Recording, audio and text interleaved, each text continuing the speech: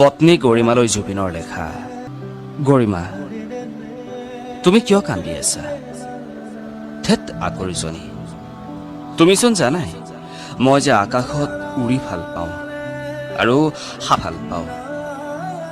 জ্যোতি বিষ্ণু আৰু ভূপেন মামাই কৈছে মই হেনো সৰগৰ সভালৈ আহিব লাগে, আৰু কৈছে কৰ্মত লাগি লাগি মই হেনো নিজকে পাহৰি গৈছো। মই বোলে ক্ষীণাইছো, ভূপেন মামাই কৈছে। মোক বহুত গালি পাৰিছে, কিয় জানানে? মই যে মঞ্চত গান গাই কেতিয়াবা শুই যাওঁ। মোক যে তেতিয়া কোনোৱে মদাহী বুলি কয়। তেতিয়া বোলে তেওঁলোকে বৰ লাজ পায়।